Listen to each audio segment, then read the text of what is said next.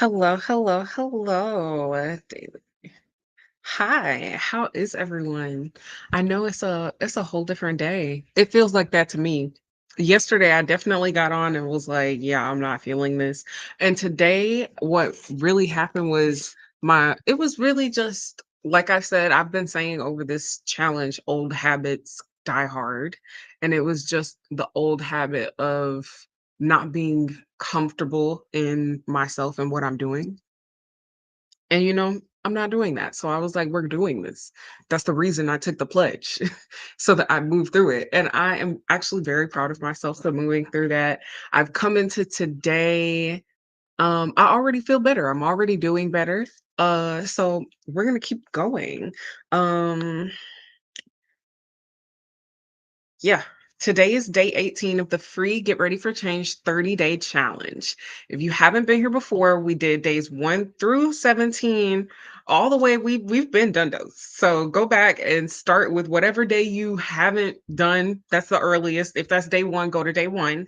Days 1 and 2 can kind of be done in the same day, but if you try to do any other days simultaneously, it's gonna be too much. So one day at a time after that, and make sure you really hone in, give yourself time, give yourself the attention, and actually listen to what you have to say to yourself, especially. Okay. So today, I'm still writing in my journal. Like I said, that's what it's here for, to help you hone in, help you remember, help you actually process and be able to go back to it at any time. I like to use different colors for different parts, different aspects of things that I'm discussing. So, yeah.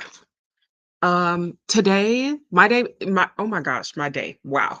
I am Zaria Rayleigh Jack Crane. I know it took me a while to get into it, but it's right there on the screen. I know y'all know how to read. So, I am the creator of this challenge of Pampered and Luxed, which is the business that I'm really doing this challenge for and through.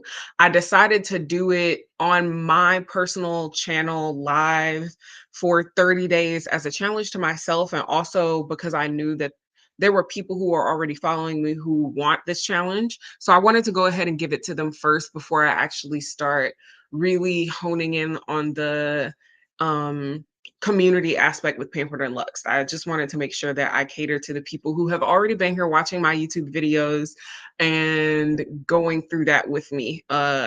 So yeah, thank you. I am gonna still repost like different snippets once this full 30-day challenge is over. Some of the snippets will move over to Pampered and Lux, some will stay here.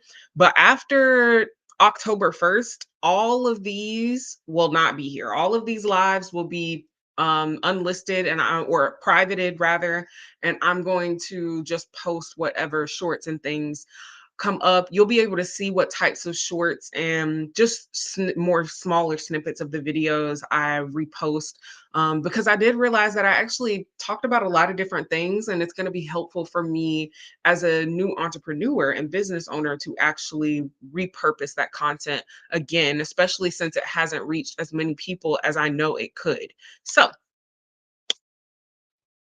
yes, we're here. We're here with this challenge.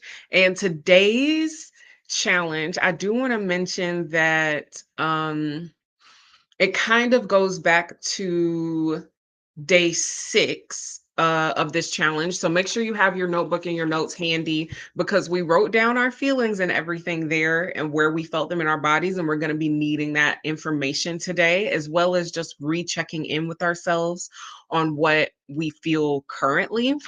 Um, and yes, yeah, I'll go ahead. I'll talk about the origins of this challenge just a little bit to make sure everyone understands honestly why not only I've been so impacted by it, but I know it's impactful for others. And this challenge is definitely a challenge, especially for people who may be used to neglecting themselves or just taking care of others more than themselves, or people who may just feel lost a lot of times, confused in life, unsure on how they fit in the world.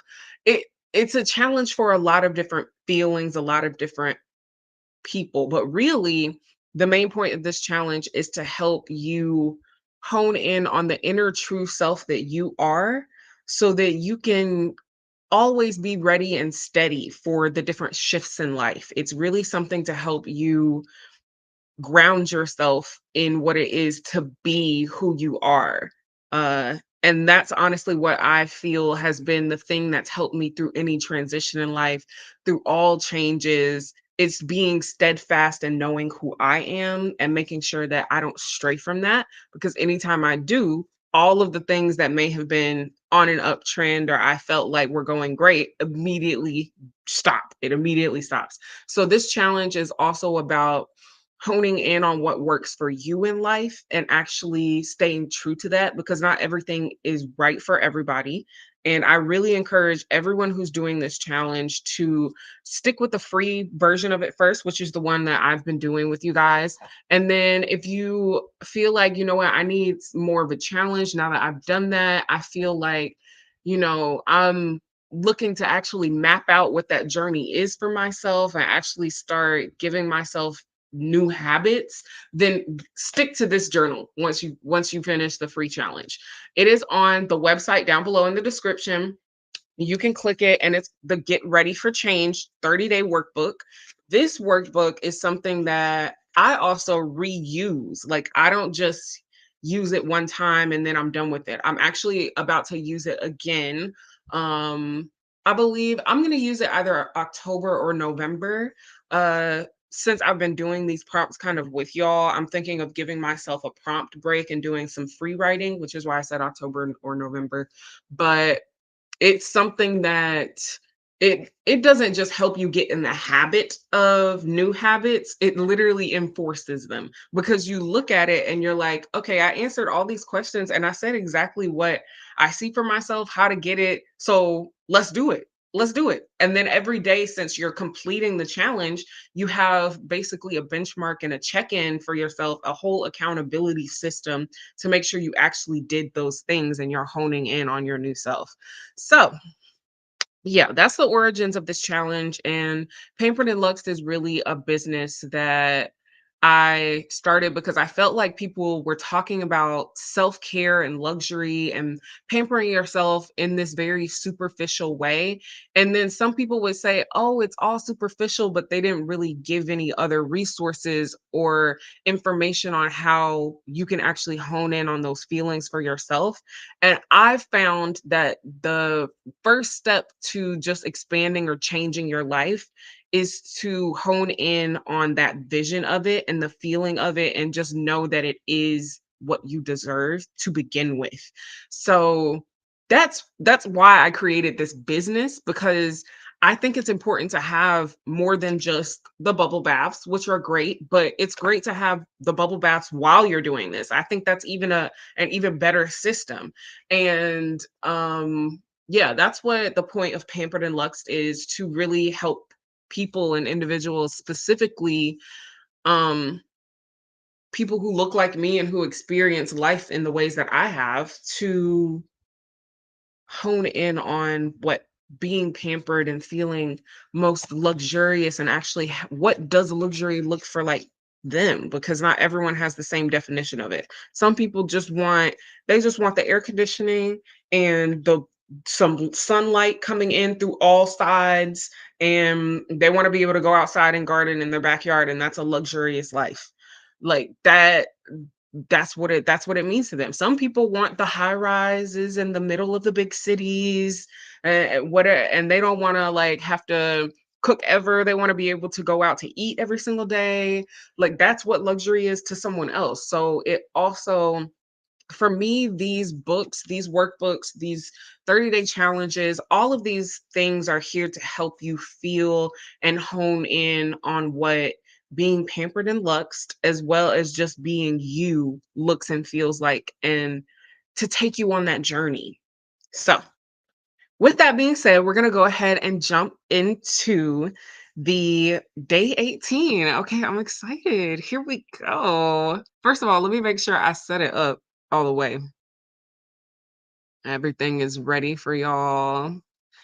That says day 17. Yep, there's day 18. And the analysis, I don't plan to go over any analysis with you guys today, but I do want to um highlight exactly what the analysis does. Yeah, each type of analysis. I want to highlight that again. Um, but we'll do that after. So let me go ahead and share my screen so you guys can write down the question.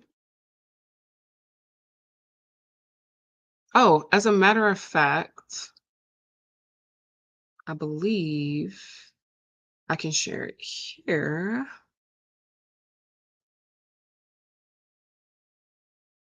I apologize. It usually gets up faster than this. I'm sure you know if you've been here before, but I think I was doing like I was like, ooh, I got kind of distracted updating the website and doing some other things. So I set it up and then rearranged all of my tabs. Didn't realize. Okay, here we go. All right. That is today's challenge. This is the same picture that will be up in a few more hours. I'm trying to try out an evening time to see if that um, just has a bit more viewers already on Instagram and Facebook and whatnot.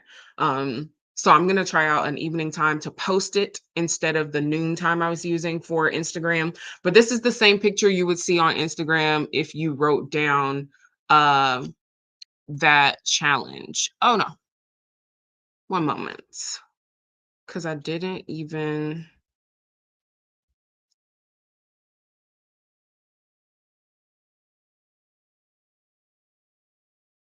Oh, give me a moment. We're having a technical difficulty, but I do remember the prompt. Hopefully, it didn't disappear with the live. Okay, it just turned this screen share off. Okay, the prompt is, what does fear feel like to me, and how does it influence my choices and actions? So, what does fear feel like to me, and how does it influence my choices and actions?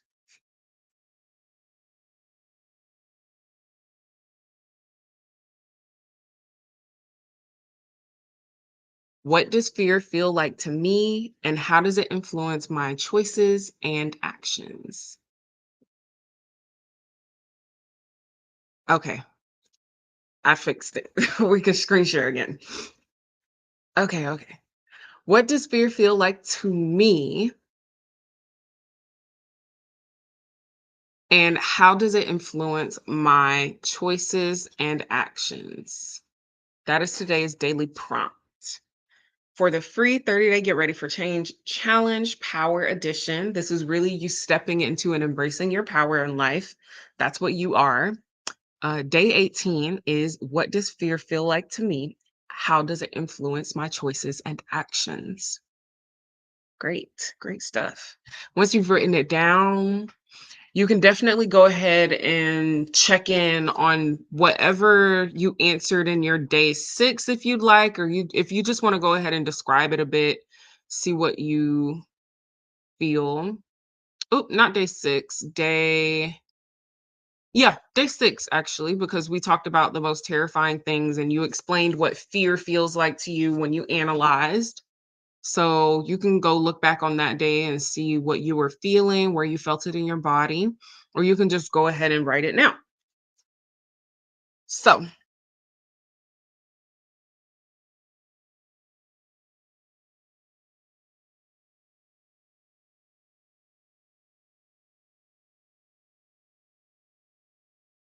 while you're writing that down, I just want to get these analysis versions a bit clearer for y'all. Make sure you understand um, the full depth that it can take you to if you really go this deep into your analysis.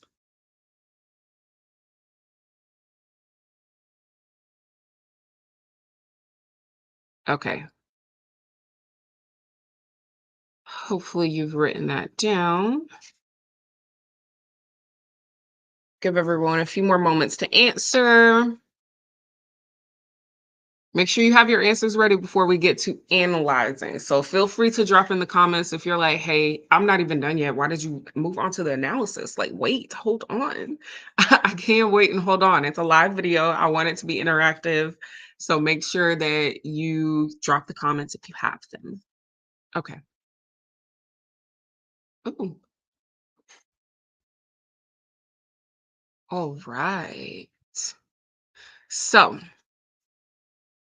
the first version of analysis is where, and we discussed it before, so I want to just make it a little bit, put it into context.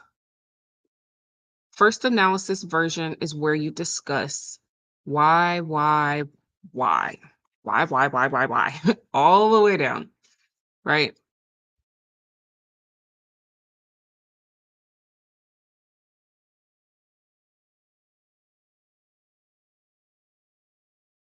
Now, with this why, what we are doing,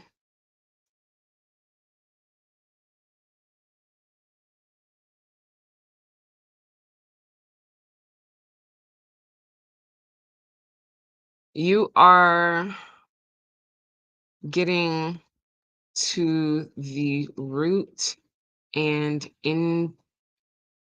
individual conception of specific self and world defining ideas and concepts.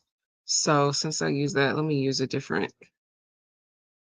I think I did mean inception anyways. No, not inception. We'll just say beginning.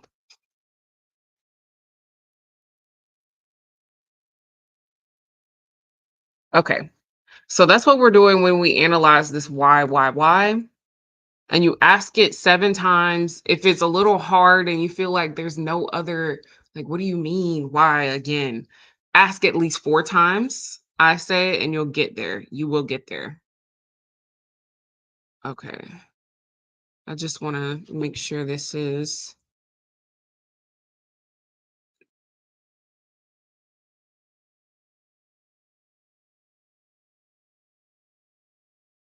what we are doing when analyzing here is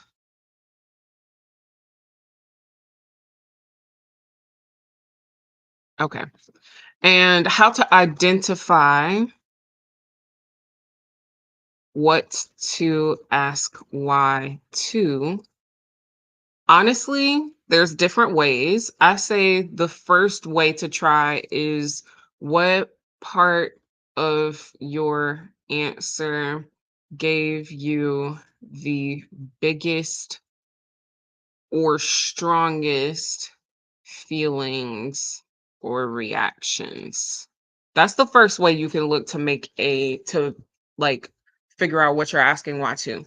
The second way is to literally just see the question and say, what concept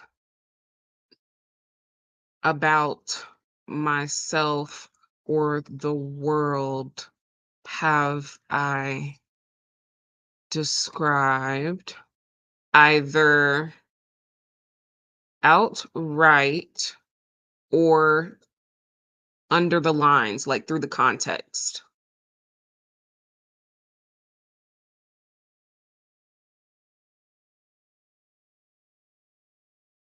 Okay.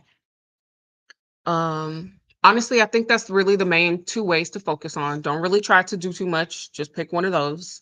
And then the version 2 of analysis is where we start to meet our inner child and start to soothe the different um the different things that never felt they were complete or healed, the different experiences that didn't completely fulfill you and may have been missing. That's what this second form of analysis is.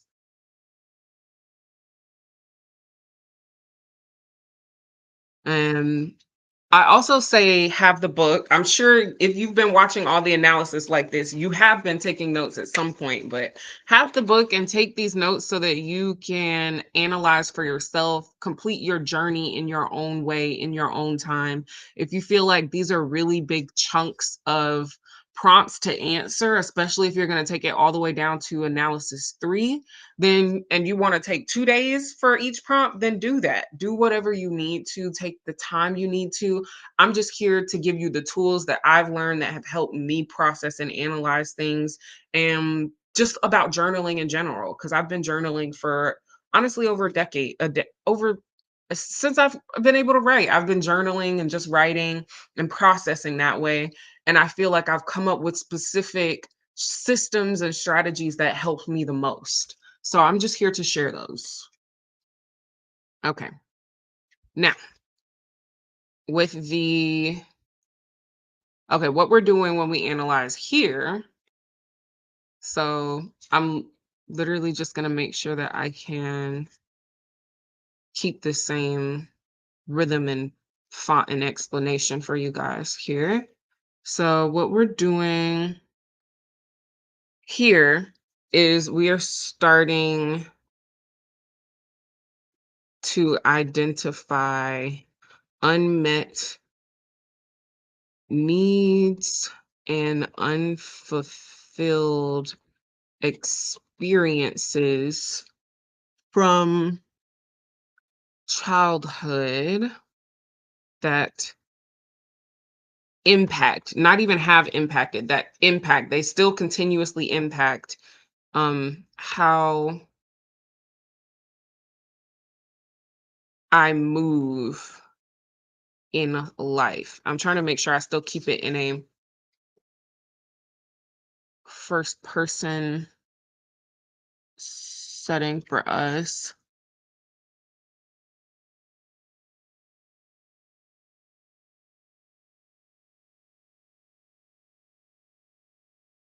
Okay, yeah.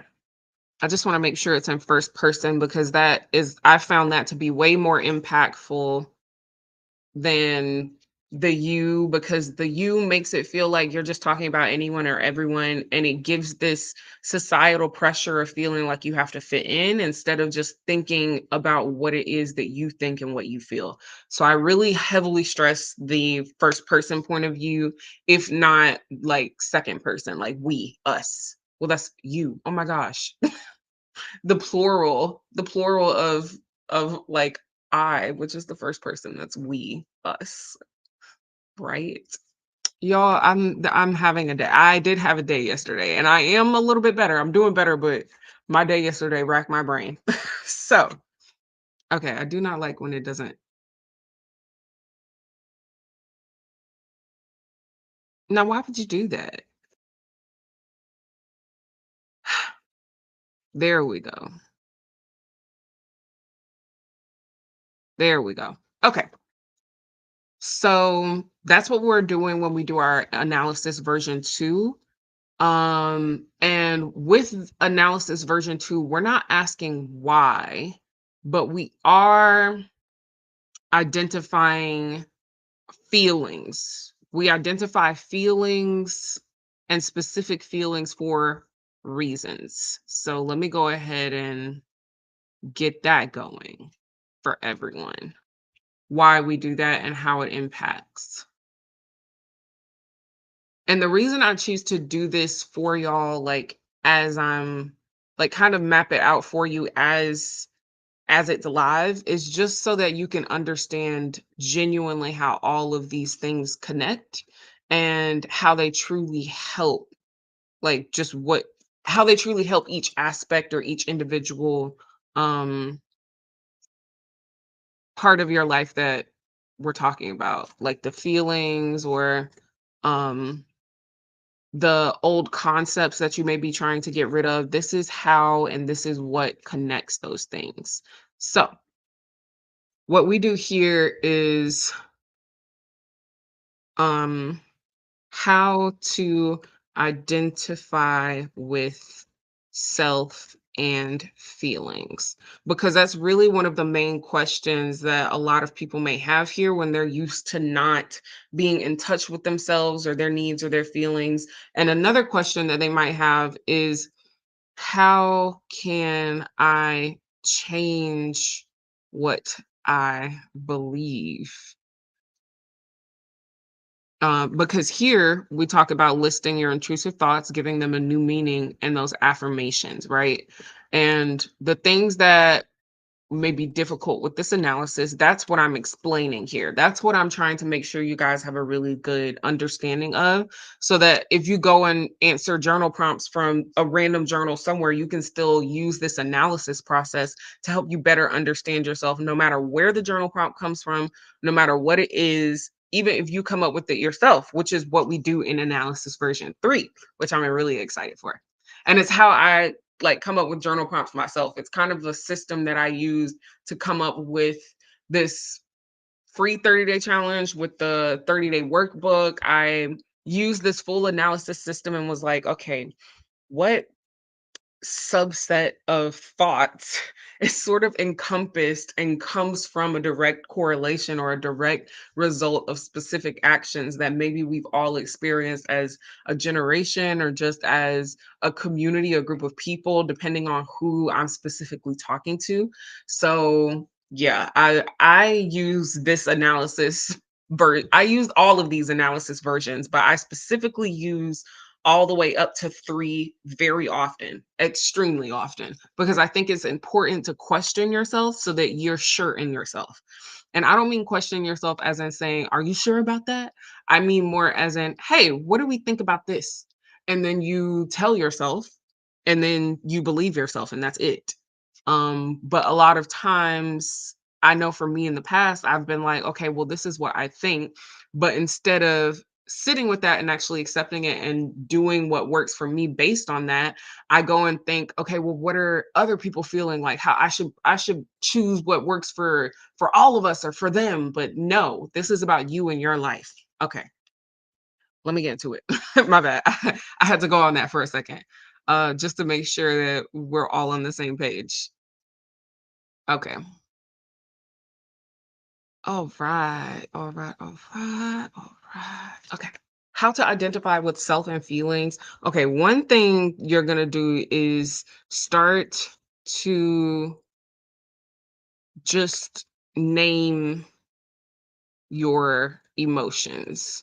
Even use an emotions wheel. And an emotions wheel, if you've never seen it before, a lot of therapists will pull it out for people if they aren't sure how to exactly talk about their feelings or what they're saying. And this is what an emotions wheel is.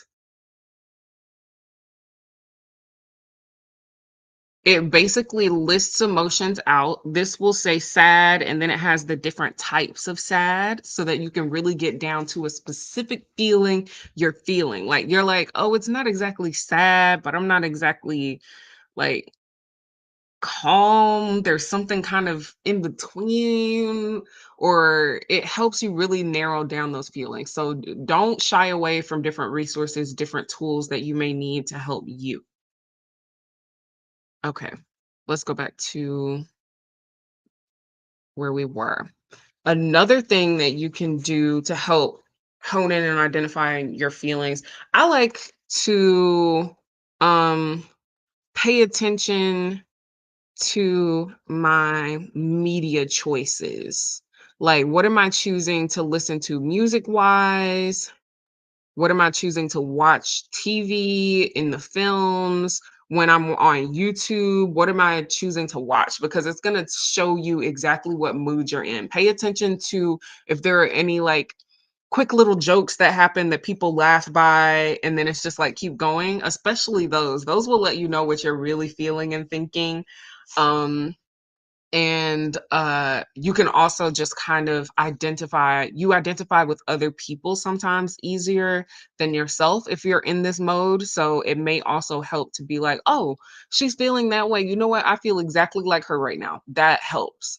Another thing that you can do, I'm gonna say honestly, literally, like, go outside and put your hands in the grass and look at the sky.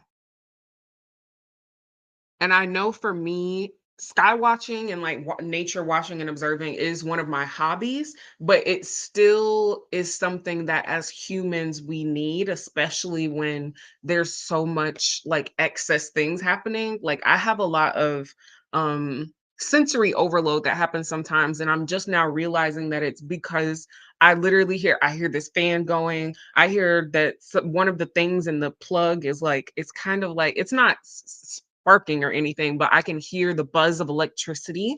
Like I have a lot of sensory detail that I'm able to do, but that means when there's so many things around, so many things that give off even the smallest, faintest noise, the smallest, faintest bit of energy, I am sensitive to that. So just going outside can help relieve that sensitivity because scientists have also studied that nature and listening to nature and just being out in nature is something that resets our bodies into a homeostasis. It's something that like gets our senses back and is like, okay, I think I'm good now. Like I had a break.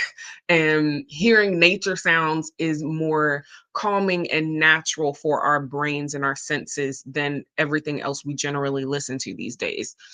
Okay. Another thing, I'm trying to think of one more thing. You know what? Drink a big glass of water or a cup of water. I don't mean a literal glass. Drink a big glass of water and have a good, nutritious rainbow, natural rainbow, natural rainbow meal. And that means all of the foods and things on your plate literally come from outside off of the ground or something. I don't mean like you have to go forage for them. I just mean that you go to the store and you go in the produce section, not even the frozen section, unless, of course, there are money constraints in some areas and for some people. So I understand if you're like, I have to get the canned or frozen peas or whatever, but try to get whole, fresh foods that actually nourish you. And for me, I noticed that our Walmart here doesn't have the best produce. It's not the greatest tasting and it doesn't make my body feel good. So I prefer to go to our Publix or our local farmers market just to make sure I prefer our farmers market, but it's not as big as like an Atlanta farmers market or something like that. So it doesn't have everything, but the Publix here has really fresh, great fruits and vegetables and things. So for me, I know my body reacts to those better, so I go get those. So I also just mean whatever foods your body naturally reacts good to. I don't mean you just feel happy eating them and then you're kind of like, "Oh my god, that was so good," and now you're so tired you can't like stay awake. That's not good food for you. Food should energize you. It should make it feel like it's refreshing. You should feel revitalized when you're eating because food is literally just fuel for your body. It is great that we've gotten into society where we can actually taste the food and it feels like, oh my God, anytime I eat food, it should taste good. But the main point of food is to fuel us. So think about the foods that fuel you, make you feel good, and then pick the foods out of those that taste great and make your brain feel really good about eating them. Okay. I do believe that these are some of the main things to help you start getting in touch with yourself and your feelings, or specifically your feelings. Something more to get in touch with yourself is to pay attention to what excites you, and you are passionate about. Oh, there I go with that you.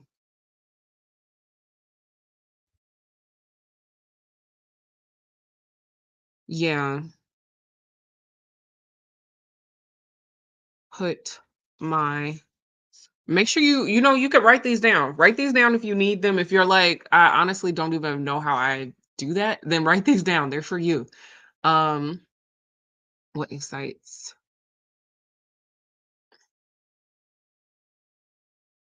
and I am.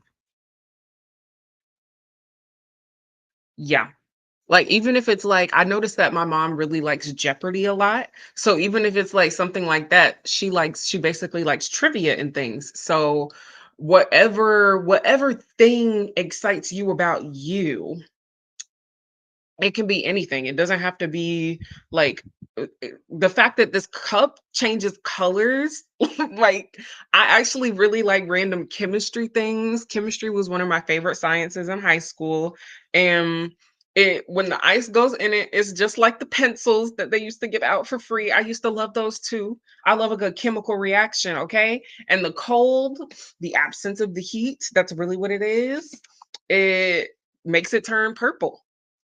I wish I had some ice in here so I could show y'all, but just things like that, anything that excites you, you can look more into, you can find more about, you can do more of it.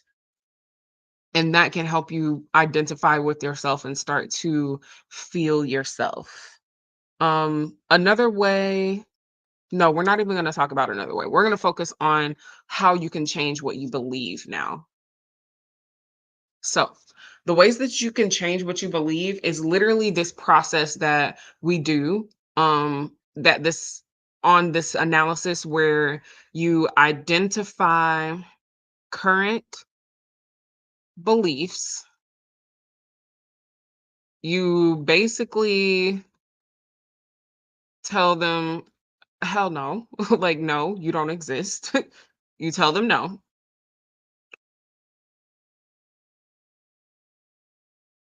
You counteract that past thought with a similar sounding but positively enforcing phrase. And then you rinse and repeat until the old phrase dwindles to never being repeated. And then all you think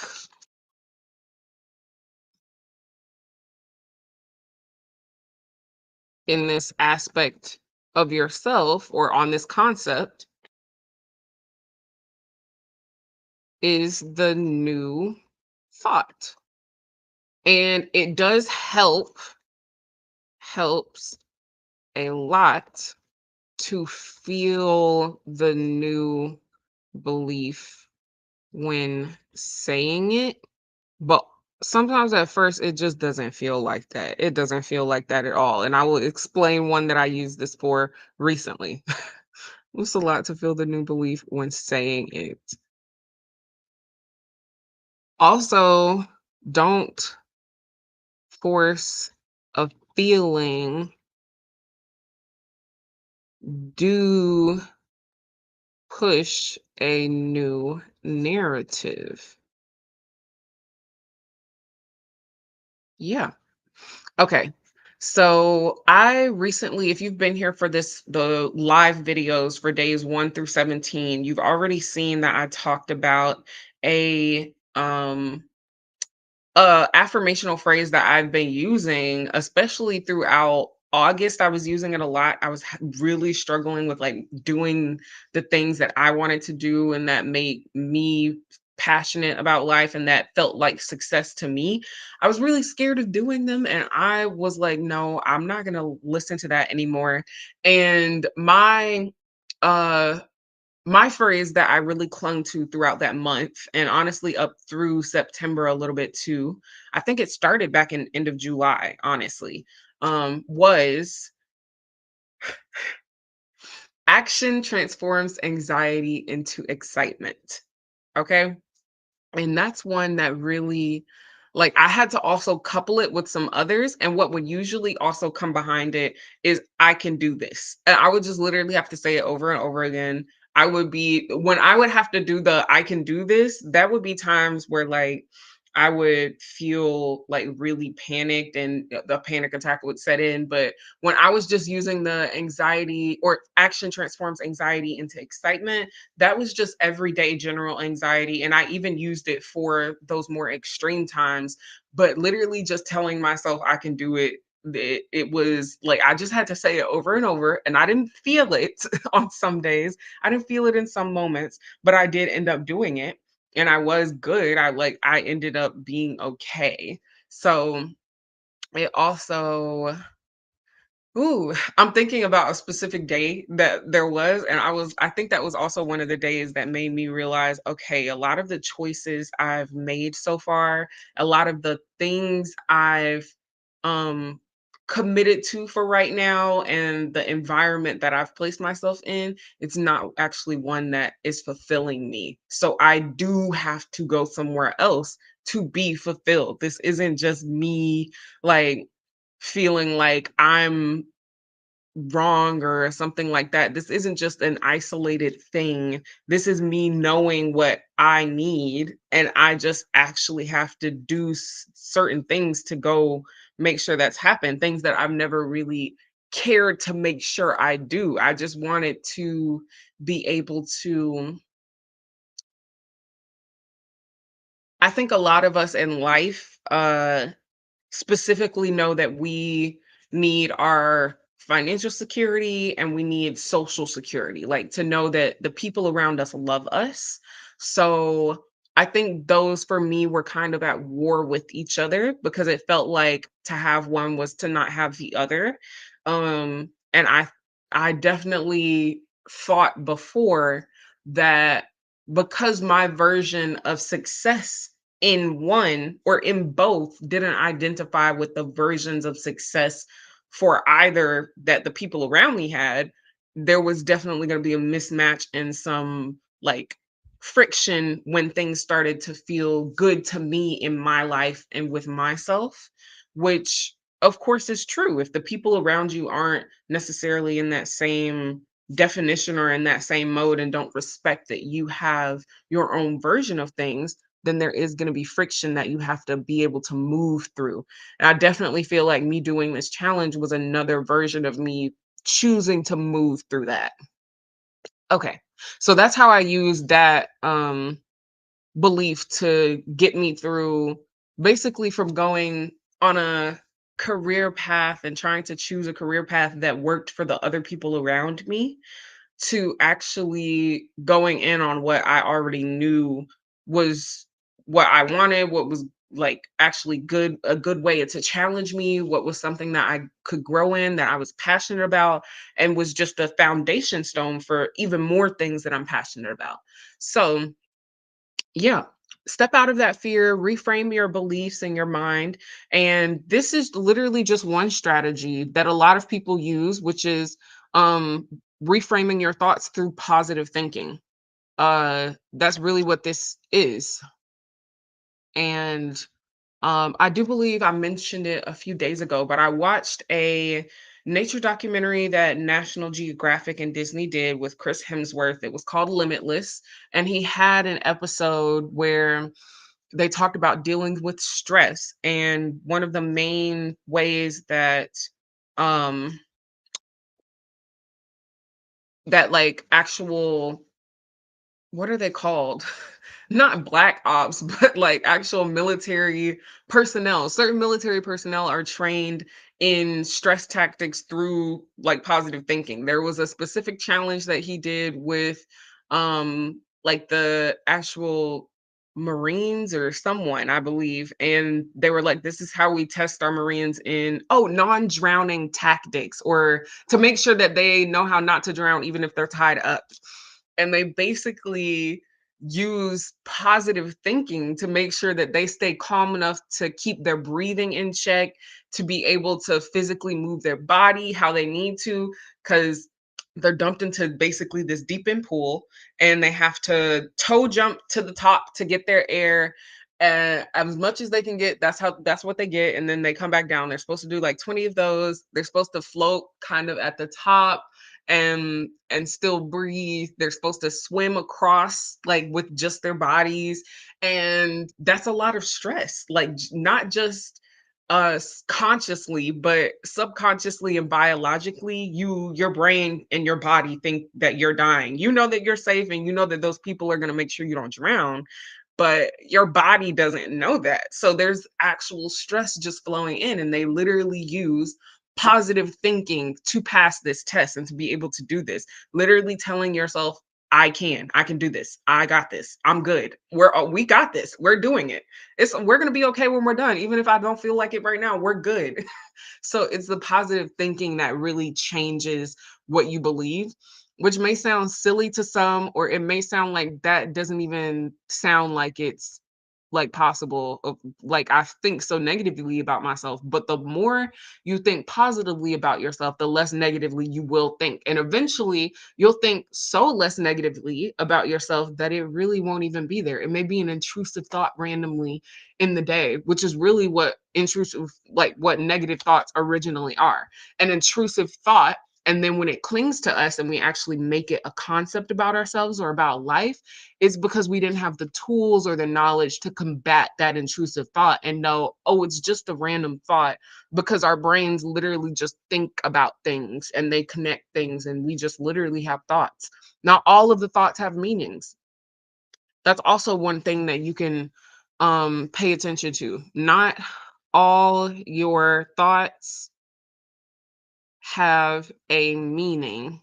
Like they don't have to mean anything. You hear a negative thought in your head, you don't have to take that on and be like, "Oh my god, it's right, it's true." You can literally just be like, "Oh, that's just a random thing that came into my brain because I'm a human that thinks random things." And that's it. Okay.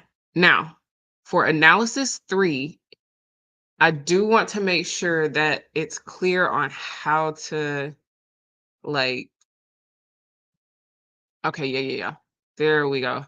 Because we talk about emotional needs that are met and haven't been met. Ooh,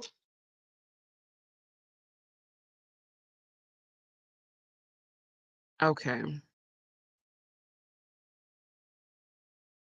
Ooh, let me drink some water. It's a little warm in here.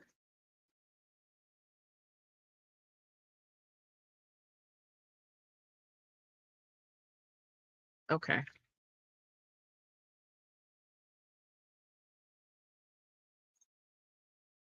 There's this vegan place here I really want to go to for lunch. Or when I say lunch, I'm basically gonna go work my last shift for the evening there, um, until they close, and then I'll pick up my sister from school. Okay. I don't know if I'll do that. Who knows? Okay. Um, yes, here we are. Did I actually copy it already? I apologize. My brain went like haywire for a second because I forgot that I was doing this. I was like, wait, what? Okay. When I'm sharing the screen, I can't see myself, so I kind of forget I'm on live. I just know that I'm talking. I'm like, wait, am I recording or no? This is live. And it is something that I'm also gonna like repurpose. So I'm gonna download the video, make sure I have the footage, but it is live right now. And I actually really like that. It also feels like it's testing um my communication skills in a different way. I definitely feel like doing a live challenge is something to say. Especially like 30 days. That's basically like a vlogmas situation. Okay. So what are we doing when we analyze here in this third? And then what questions do we have to ask? And then here, oh, excuse me.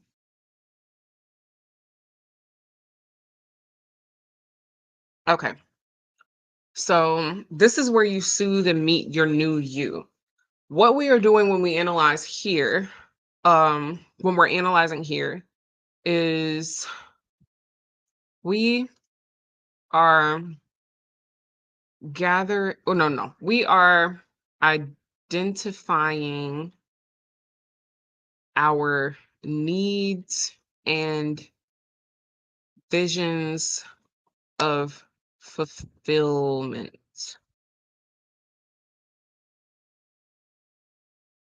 Yes. And then the questions that you may feel like you need to ask here in order to uh oh, how to I don't want to say how to feel because everyone should you feel however you feel. More so about the experience that you have. Um if you feel like the first experience you ever had wasn't specifically impactful, because you talk about your first experience in this one with a specific feeling. Um, or if you don't really have memories of things like that, I think I want to address that. How to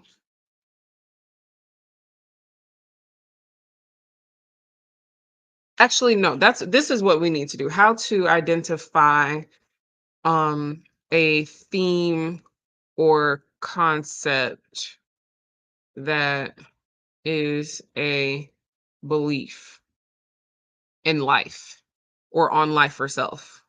How to identify the theme or concept, the themes or concepts in my beliefs about life and myself.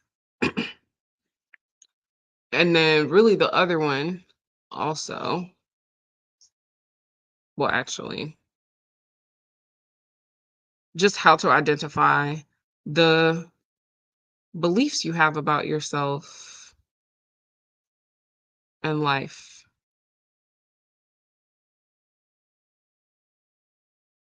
Okay.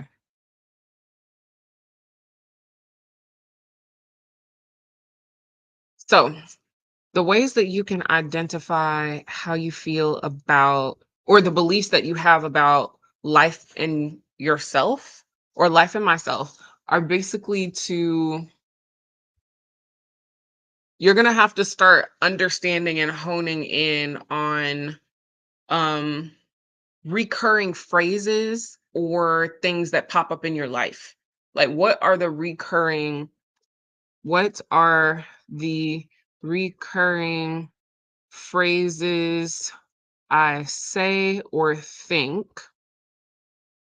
What are cycles or recurring experiences I have? Like, do you keep ending up I know a lot of people talk about how they end up in the same relationships over and over. That there's some limiting beliefs around yourself and life and relationships that you would pause on and that you would identify and you could use in this third analysis. There are some people who continuously go to jobs that underpay them. That is a recurring thing in your life. Like, you know that you have the skills or you see them on your resume, but you still only apply to things that they don't actually offer you everything you need, even though you know that you would get hired somewhere else. That's a recurring theme or experience that you're having that can help you identify the beliefs you have about yourself and life. Um, because when you get down to it, what you see is if it's something like applying for like you have a college degree and you've had like 5 years of experience or whatever, but you keep like applying for entry level roles. You've already had management experience, but you keep applying for entry level roles.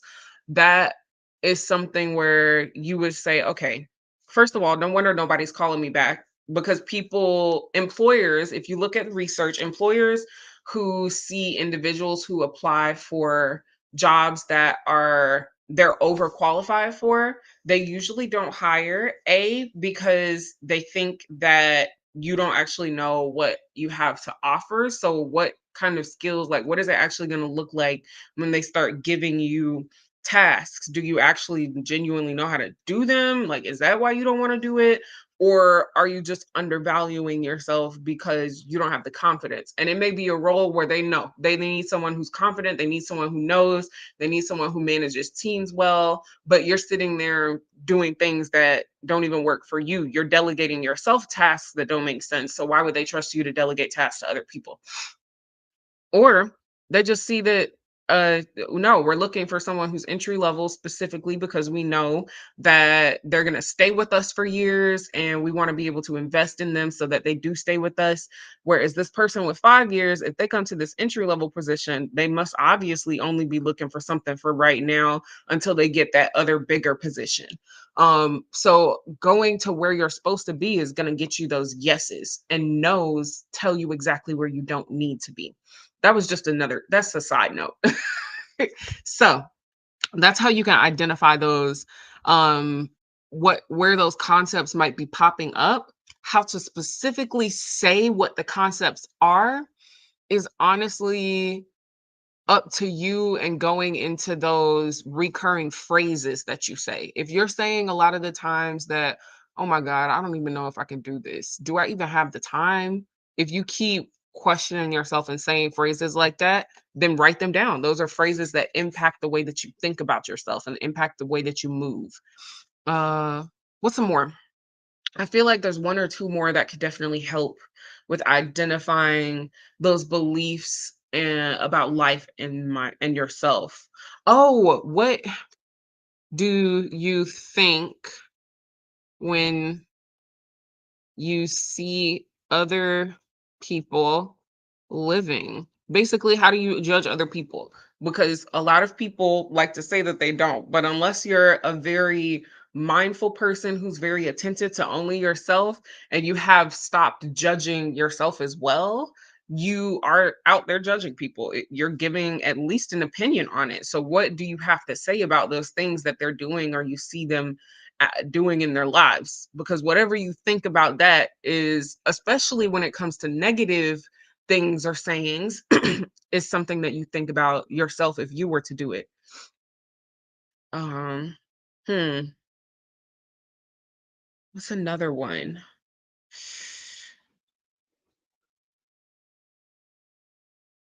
what um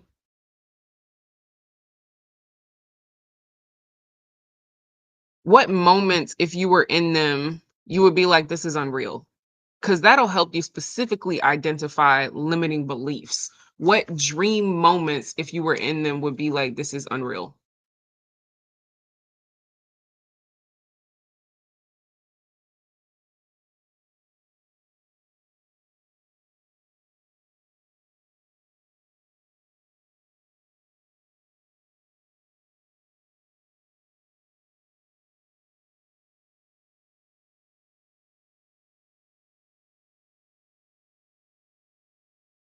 Okay. Now, how to identify the specific themes or concepts in your limiting beliefs is to create, first of all, create priorities and categories in your life. So just start there. Create priorities and categories in your life, because then you'll see that, okay, the situation where we were talking about someone continuously applying for jobs that are they're overqualified for. You see that, okay, this has to do with the career aspects of my life, right? Because you've identified the category. And if you know that for you, career, the priority of it is actually one of your top three things in life, that's how you know how important it is to you and what passion level you have for it. So that tells you that, okay, because it's one of the most important things I actually see for my success in things, and it's about career, that means that this is about my career success or career longevity, or whatever success looks like to you, your career stability, whatever the main priority in whatever order of priority it is in your life. So, first, now we have a sub a sub bullet point. So, identify the category. Then what priority number is the category in my overall life? And then what, oops, category. What are my priorities in the act in the individual category? What are my priorities with that category? Like what am I actually aiming to do? Individual category. And that will kind of tell you what the concept is. So if there was someone who was doing that and they were like, okay, well, my priority inside my career is to have stability. I want to make sure I have stability and um I want to make sure that I'm being paid what I'm worth, right? Or paid more than just to survive, like paid what actually gets me a living life, right? That's what their main priorities are. So that would be career success and career stability and financial success or financial stability, career and financial stability, career and financial stability. And then you would say, okay, so I must have some sort of limiting beliefs surrounding career and financial stability.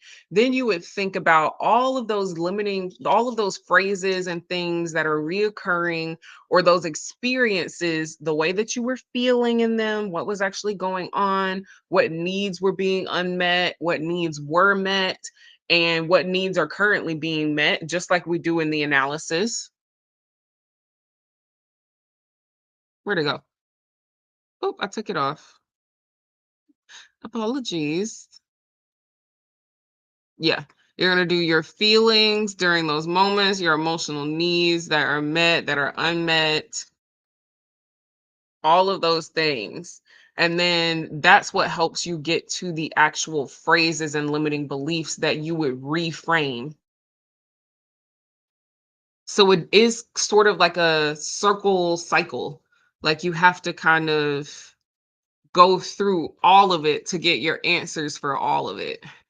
So some parts might happen before others, some parts might happen after. Oops.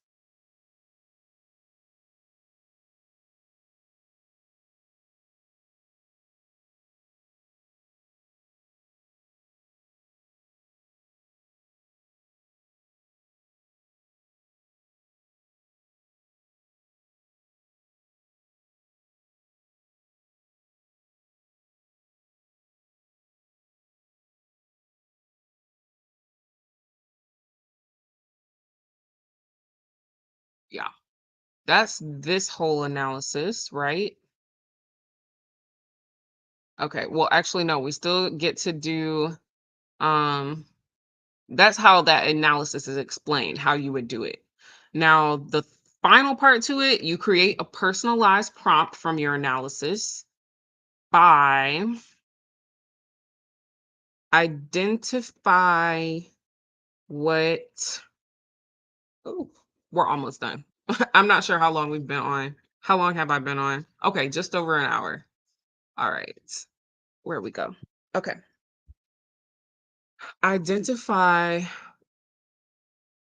a question to ask yourself that can help you heal or fully reframe, or not even fully, transformationally reframe.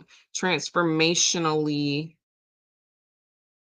reframe these old unserving beliefs.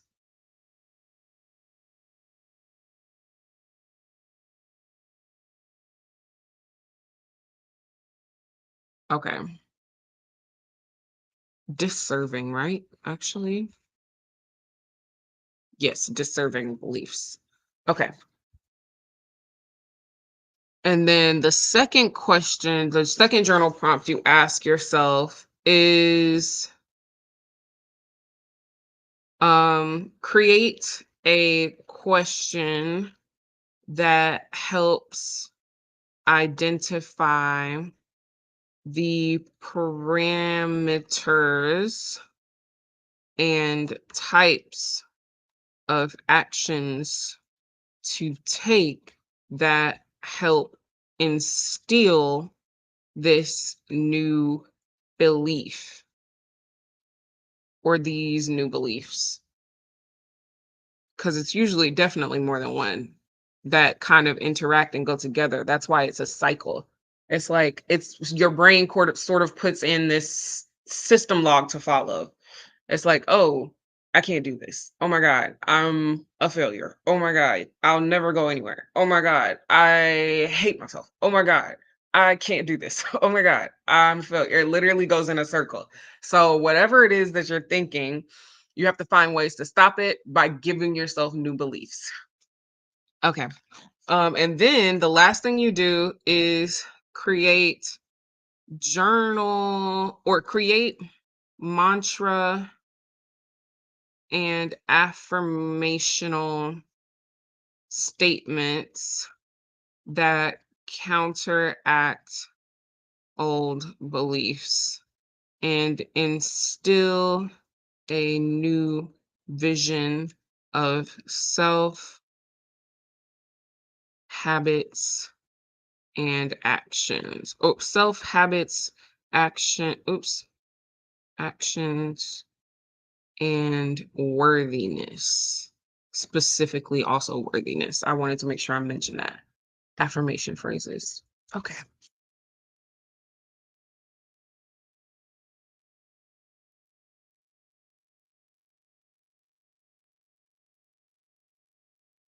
Okay. So yeah, those are the three different forms of analysis. You have your, let me go ahead and take this highlight off before I go through it again. None. Yeah, I didn't want that there. That was weird. Okay. Did I make sure I kept all the other ones under two? Oh no, I didn't. Under one. I mean two. Yeah. I apologize. Let me go ahead and replace these really quick. And then we will go over the whole analysis one quick time just through to make sure everyone understands.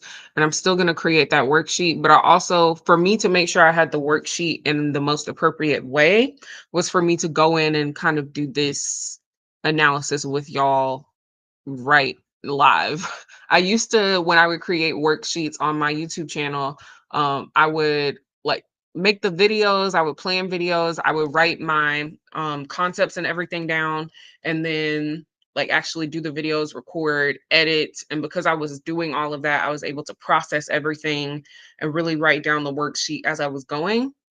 But for the live version, since I'm not editing and able to like write down notes and things, I take whatever notes I can, especially from my daily challenge answering, and then I go in and I just actually, when I'm doing all of this, I'm also processing and I'm writing down everything that needs to go inside of the worksheet for y'all, the free worksheet, to make sure that you have a full analysis worksheet, no matter what prompt you're analyzing from anywhere, whether it be from Pampered and Luxed and me, or it's from just a random journal that you find, or I don't know if like Bible study groups do that, like they have godly journal verses, or just wherever you get yours from. Yeah. Okay. So this is something that you also do inside that analysis. None. Okay. And then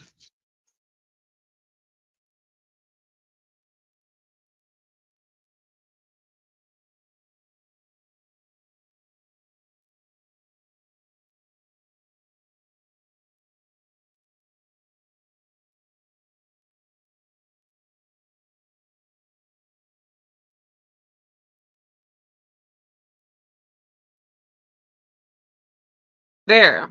Okay. That took a second. I had to make sure. Let me bump this font. Oh, those should all be 20 at least. Okay.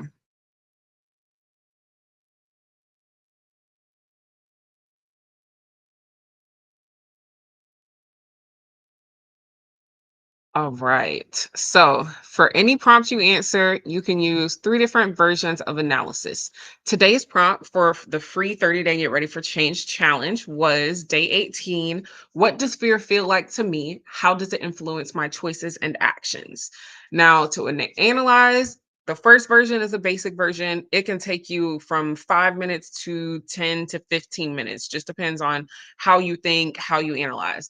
You just ask yourself why to a question that you've analyzed here.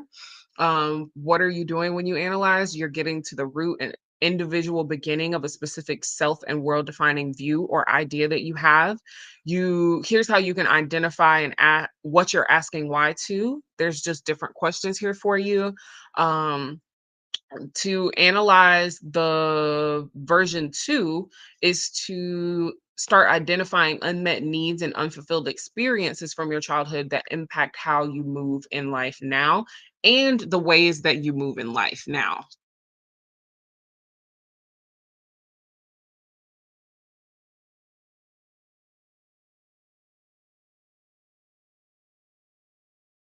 And then how you can identify with yourself and your feelings if that's something you're not used to or may just be difficult right now. You can start to name those emotions. You can pay attention to certain things. You can read through this and it'll give you everything you need. And how can I change what I believe? Here's a whole process of how to do that. And then also just some extra helpful tips as well. I would definitely do them in like kind of the order that they're listed just to kind of give you more of a understanding of them. These are the actual analysis steps you take when you're doing that analysis. This is more of a how to analyze. There is an analysis sheet that just includes only the analysis steps. So if you are watching this in the future, there's down below in the description box, there's already an analysis worksheet and then a how to analyze breakdown, which is really what this is. Okay. And then analysis version 3, where this is where we start to identify our needs and visions of the fulfillment and what it actually means to be peaceful in self.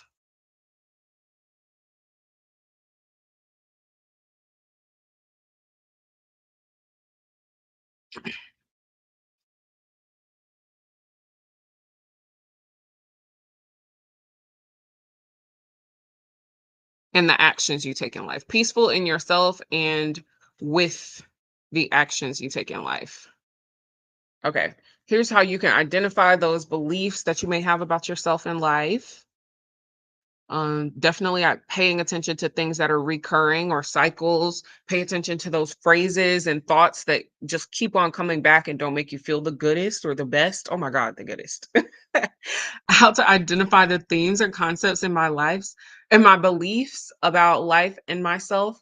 This is a process that you can do. You create priorities and categories for your life, and then you identify that category, you give it a priority number throughout your life, you identify the priorities of that category. Now you have the theme of what is going on here. And you can extend that theme into a full statement by saying, um, extend this theme into a full statement on my limiting beliefs by adding those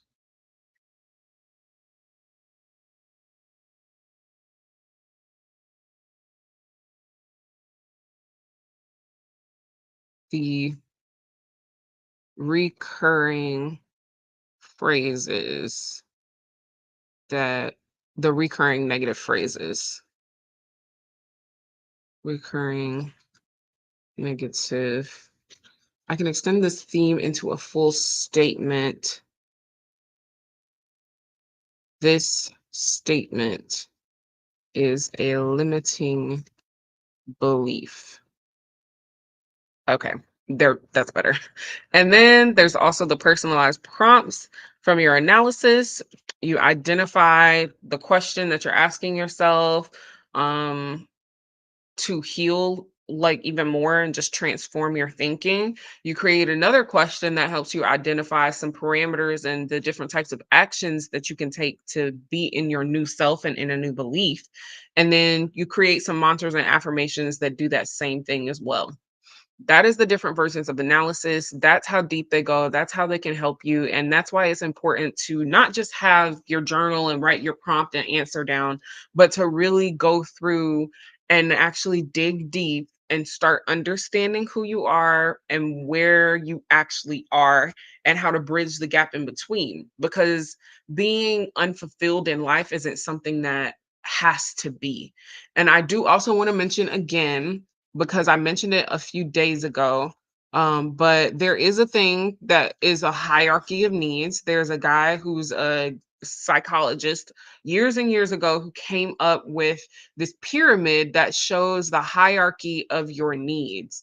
And that hierarchy has things that you need first, and then you need other things. And something like life fulfillment is one of those things that goes in the topper end. But in order to get there, you have to sort of block out the bottom parts. You have to get to that physiological needs, which is your food, your water, your shelter. You have to get to your safety needs, which is finance safety, your social interaction safety, making sure you have loved ones and support, that safety. The love and belonging, there's the self-esteem aspect, which is more of what this part is. I think it's really important to hone in on the self-esteem and the self-actualization vision, so that if it feels like everything else beneath is tumbling, like crashing, or it just isn't even solid, you can identify what those different bricks look like to be able to hold up this top pyramid of self-actualization and self-esteem. Um, yeah, because whatever size or shape or color it is in your mind and your brain for you, it's your version of it, and it's not going to hold the same type. You see how this pyramid here, let me make sure it's actually showing you on the right screen. Okay, good. This pyramid here, it, first of all, it has 2, 4, 5. It's got 5 different blocks, right? This one has 5 different blocks, but these are all sort of like the same thickness, like height wise, but they're all different lengths and they're all different angles. This one has different thicknesses height wise and different lengths, and the colors are different. Like every single person's pyramids and their needs looks different. And if you know what the top of your pyramid looks like and what that actually feels like, then you know what needs to go at the bottom to be able to hold it up. So that's why I'm also like, yes, this pyramid is important, but sometimes in order to get to a physiological need that actually fulfills you in the end, you still have to know what fulfillment feels like and what it looks like. And that is the point of me doing this challenge as well, and making sure that the analysis is clear and you guys understand how to use it, because it helps you get to every single need and identify every single desire you have for yourself in life, so that at the end of it, you have that self actualization and self esteem, and you're able to feel pampered and luxed in life. Now,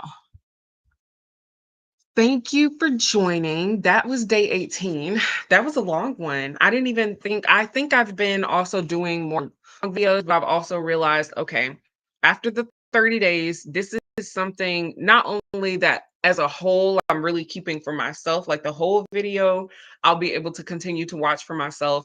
And there will be snippets up of shorts and just different 10-minute sections and segments that I feel may be helpful for other people to hear. I'll still always put those up. But for now, this 30-day challenge, the live version is still up until September 30th. It will be available. So stay tuned and get tuned in with the analysis. I'll make sure all of the, I do a like actual video that continuously stays up, or I leave um one of these videos up just to make sure people can still find the resources that go with it, like this worksheet that I'm going to be handing to you guys that's free, the daily reset worksheet that's already in the description box below. I wanted to go over it, but I didn't even realize I was almost an hour and a half in.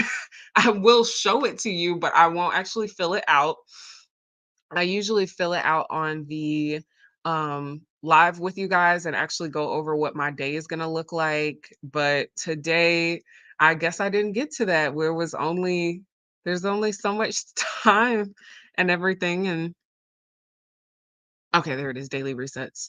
All right, here we go. This is what the daily reset worksheet looks like. You can use it to help organize your days, help you actually hone in on those tasks that are more prioritized.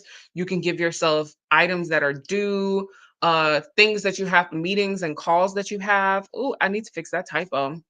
And you can track your meals, your fitness, your health, your self-care, and mindfulness activities. Yeah, this would actually take me a while to do with y'all because I want to go over a weekly reset with you. And I'm trying to figure out what day to do that right now, especially because I wanted to kind of go with one of the daily prompts we're doing. So I'm definitely going to be mapping out the rest of the week's lives a little bit better so I can actually make sure they're all within a certain time frame and I kind of have a handle on knowing what material was in what videos. So, yes, that is all for today. This worksheet is available down below in the description box. You can click it and download it for free, and you will be able to reset your days at any given time. I personally use it by resetting first with the year, then the quarter, then the month, then the week, and then I get to my daily reset. And that's the only reason I'm able to actually have daily tasks that I get done that actually push me forward in the direction I'm intending to go in every single time I complete something. Nothing's actually putting me behind or keeping me in the same space. I'm always making progress to where I'm intending to go because I actually strategized and I mapped out things that had to happen, things that get to happen, and things I just desire to happen, things that I need to happen as well. So, yes, thank you for joining. That was day 18 of the free Get Ready for Change 30-day challenge, which is derived from this 30-day workbook. Please check it out in the description box below as well. If you have some time, you can check out the website. I've already put a blog post up that you guys can go and see. Um, and I just have it there so that if you have any questions specifically about the whole 30-day challenge, you can look at it and you can comment, and we can have sort of a discussion around that.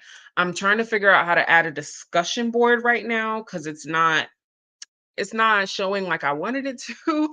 But yes, you can go in on that blog post and check that out from there. You can also check out the other blog posts that are here. This one is from just starting the challenge in general.